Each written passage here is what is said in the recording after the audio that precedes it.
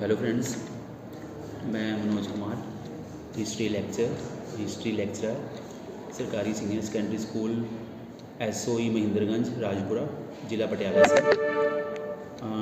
आज जैसे कि आपको पता है कि दिव्यांग दिवस है, 3 दिसंबर 2025 की वीडियो हम शूट कर रहे हैं। तो दिव्यांग दिवस, सबसे पहले तो हमें ये पता करना है कि ये क्या होता है। दिव्यांग मतलब क्या होता है? दिव्यांग का मतलब है कि किसी के शरीर का कोई पार्ट ख़राब होना, ठीक है। उसमें किसी की लेग भी ख़राब हो सकती है, किसी की बाजू ख़राब हो सकती है, किसी की आइज़ ख़राब हो सकती हैं, तो इनको दिव्यांग बोला गया। लेकिन ये शब्द कहाँ से आया? ये पहले दिव्यांग नहीं बोला जाता था, इनको बोला जाता था हैंडीकैप। फिर किसी ने कोई याचिका डाली कि हैंडीकैप, अगर शरीर का एक पार्ट ख़राब है तो वो हैंडीकैप कैसे हो सकता है। फिर इनको शब्द दिया गया फिज़िकली चैलेंजर। फिज़िकली चैलेंजर मतलब कि जो भी आपके शरीर का पार्ट है उसके चैलेंज के रूप में लेना। फिर इसका आगे से आगे कई जनहित याचिका डाली गई, कई रिट डाली गई, कुछ भी लगा लो लोगों के द्वारा, क्योंकि इसके लिए पहले अभद्र शब्दों का प्रयोग किया जाता था। फिर सारा कुल मिला के एक शब्द यूज़ किया गया, दिव्यांग। दिव्यांग का मतलब कि दिव्य अंग। अगर किसी का कोई अंग खराब है तो हम उसको दिव्य यानी कि दैवी शक्ति का अंग, दिव्य देवताओं द्वारा दिया गया अंग मानते हैं। ये हो गया दिव्यांग का शाब्दिक अर्थ। अब मैं आता हूँ कि ये कौन लोग होते हैं, इनको क्या क्या मुश्किलों का सामना करना पड़ता है। तो मैं सबसे पहले बता दूँ, मैं पिछले 40 से 42 साल हो गए मुझे, मैं इसी कैटेगरी में आता हूँ। मैं मेरी लेग से जो है एक दिव्यांग कर्मचारी हूँ, तो मुझे पता है कि ये जो ज़िंदगी है कैसे जी जाती है और कितने लोगों के ताने सहने पड़ते हैं। एक मैं कहीं सुन रहा था कि एक अनाथ बच्चा, यतीम बच्चा, बांझ औरत, गरीब बूढ़े बीमार माँ बाप और एक दिव्यांग, कोई भी लड़का या लड़की, कोई भी दिव्यांग जो कैटेगरी में आता है, वो जब तक ज़िंदा रहते हैं उनको उस जुर्म की सज़ा मिलती है जो उन्होंने किया ही नहीं। ये सारी ज़िंदगी उनके साथ चलता है जो जुर्म किया ही नहीं। एक लड़का पूरी क्लास में बैठा है, वो बोलने में असमर्थ है, तो तला के बोलता है। जब बोलता है लोग उसके ऊपर हंसते हैं, कहीं रिश्तेदारी में जाता है लोग उसके ऊपर हंसते हैं। ऐसे ही जिनकी लेग ख़राब होती है, बाजू ख़राब होती है, कहीं जाता है लोग हंसते हैं। तो ये उस जुर्म की सज़ा भुगत रहे हैं जो उन्होंने किया ही नहीं, ठीक है। अब आते हैं कि अब जो हैं हमारे समाज में कौन कौन दिव्यांग है, उन्होंने कितनी उपलब्धियां हासिल की हैं। जो ठीक हैं मैं तो उनको बोलूँगा कि देखो आप ठीक होते हो, फिर भी छोटी सी प्रॉब्लम को इतनी बड़ी प्रॉब्लम बना लेते हो। तो उन लोगों के बारे में सोचें जो जिनको तो कुछ मिला ही नहीं, मतलब कि शरीर पूरा मिला ही नहीं। मैं तो शरीर को ही सब कुछ बोलता हूँ। जिनका शरीर ठीक है सब कुछ है उनके पास, जिनका शरीर ठीक नहीं है बस उनके पास कुछ भी नहीं है। तो उनके बारे में मैं आज बात करूँगा, कुछ लोगों के बारे में जिनको मैं बहुत डीपली मैंने सर्च किया है।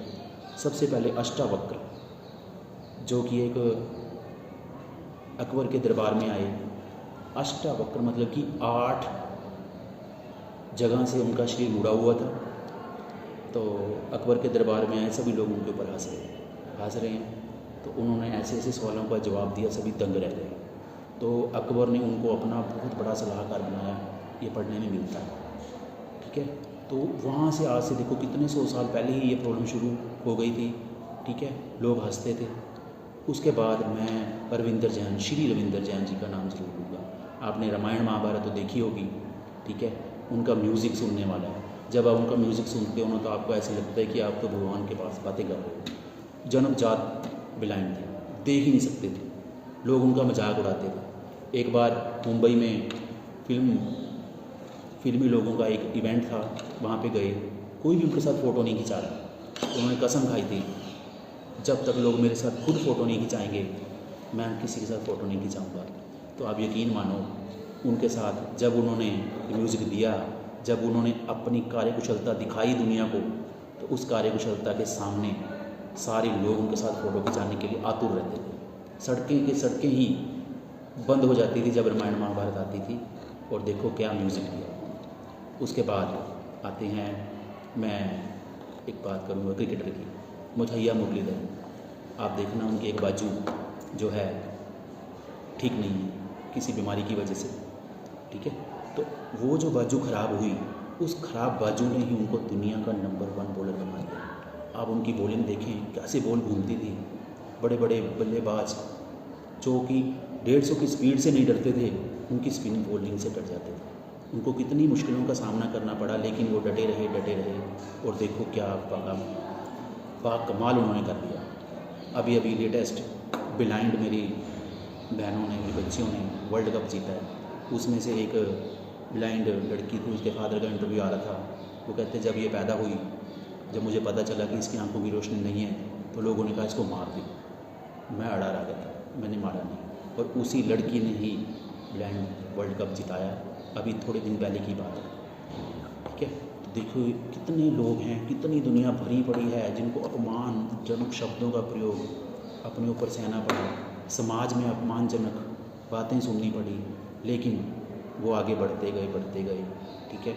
जो ऐसे लोग होते हैं बेटा, मेरे फ्रेंड्स जो भी सुन रहे हैं उनको बोल रहा हूँ कि जो भी ऐसे लोग होते हैं, उनके सामने 2 रास्ते होते हैं, या तो नशे में पड़ जाएं या सुसाइड कर लें। लेकिन जो जुझारू होते हैं तो ना नशों में पड़ते हैं और ना ही सुसाइड करते हैं, वो अपना रास्ता खुद बनाते हैं। और जो रास्ता अपना खुद बनाते हैं ना, वो फिर चलते नहीं हैं, तो उड़ते हैं। उनको पकड़ना मुश्किल ही नहीं, नामुमकिन हो जाता है। तो जो भी व्यूअर्स मेरी वीडियो सुन रहा है, मैं उनको एक ही बात बोलना चाहूँगा कि मैं आपके सामने ही बैठा हूँ। मुझे पता है बेटा कि ये कैसी लाइफ होती है।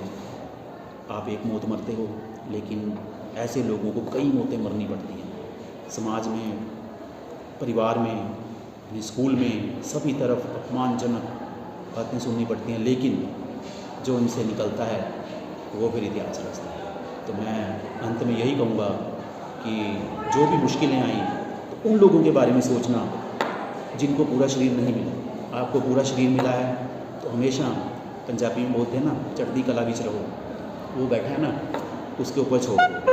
अगर आपने उसके ऊपर छोड़ दिया ना, बस फिर आपको घबराने की बात नहीं। जब उसने आपको पकड़ लिया, आप नींद साफ रखें। शरीर ख़राब है तो क्या हुआ, अरे कोई बात नहीं। अब मैं आपके सामने बैठा हूँ, मेरी 40% बॉडी है ही नहीं, 40% बॉडी ख़त्म है मेरी, लेकिन मेहनत करी, 4 गोल्ड मेडल जीत के बैठा हूँ आपके सामने, ठीक है। यूनिवर्सिटी मैंने टॉप किया, बीएड में मैंने टॉप किया, आपके सामने बैठा हूँ। फिर मैं मास्टर कैडर में आया, उसके बाद फिर मेरी प्रमोशन हुई, आपके सामने बैठा हूँ। हार नहीं मानी, बिल्कुल नहीं हार माननी। अगर हार मानोगे तो बस फिर ज़िंदगी जीने का क्या है। ज़िंदगी जीनी है अपने हिसाब से जियो, जिंदा दिली से जियो, जिंदा दिली से, ठीक है। उम्मीद करता हूँ कि आपको मेरी जो भी बातें की हैं मैंने पसंद आई होंगी। थैंक यू फ्रेंड्स, आगे मिलेंगे एक और वीडियो में। तब तक के लिए नमस्कार।